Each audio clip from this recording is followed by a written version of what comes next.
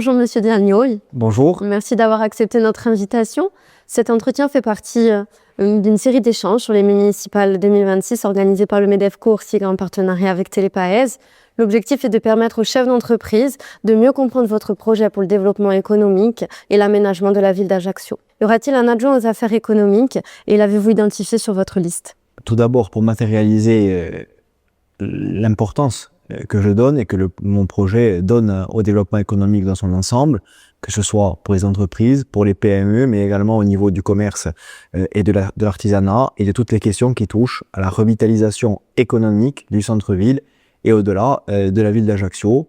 Donc il y aurait une personne, une élue référente donc au développement économique en la personne de Madame Andrea Tramogne, qui est numéro 4 sur ma liste et qui est elle-même chargée d'expertise d'entreprise et de développement économique dans une structure qui travaille à ce niveau-là en Corse. Quel modèle de développement économique souhaitez-vous privilégier pour Ajaccio et quels projets structurants entendez-vous mettre en œuvre ou consolider durant votre mandature? Un projet économique de proximité, c'est-à-dire avec une économie à taille humaine, ancrée dans le réel. C'est une économie et une politique économique plutôt qui aiderait les jeunes à entreprendre, avec un fonds d'amorçage notamment, pour aider les plus jeunes à entreprendre.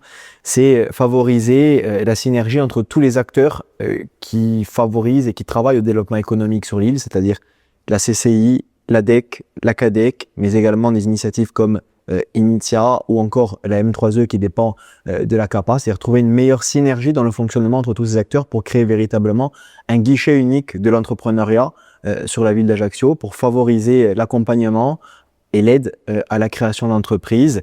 Et enfin, pour être synthétique, c'est l'idée de fondation musée autour de l'image bonapartiste que l'on envisage de faire du côté de la citadelle, qui pourrait drainer une forme d'économie culturelle, touristique et patrimoniale en dehors de la seule saison touristique, où on estimerait les visites autour de 300 à 400 000 visiteurs par an, et cela pourrait créer un écosystème économique touristique dans l'hyper-centre-ville ajaccien.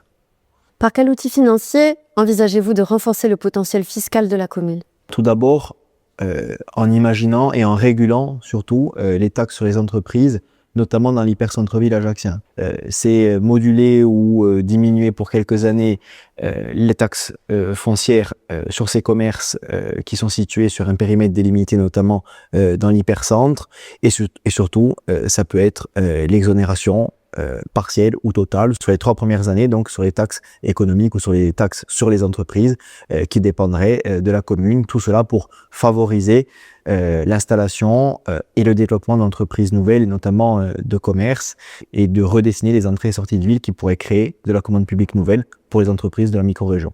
Quelle est votre stratégie pour l'aménagement du territoire et notamment l'accès au logement, la mobilité, la revitalisation du centre-ville, le développement périurbain et la transition énergétique? Le logement, c'est aujourd'hui la partie centrale de mon projet politique, parce que pour qu'il y ait des consommateurs en ville, il faut qu'il y ait des gens qui habitent en ville, qu'il y ait des gens qui puissent y rentrer, y stationner et y circuler. Donc il faut recréer une offre de stationnement, d'où mon idée d'un parking flottant sur le modèle norvégien qui serait adossé au port d'Ajaccio. La volonté également de mieux encadrer les meublés de tourisme style Airbnb pour recréer du logement annualisé. Et enfin surtout la création d'un grand logement qui serait financé notamment par la loi Le Meur, qui permet de mettre en place des servitudes de résidence principale dans les PLU.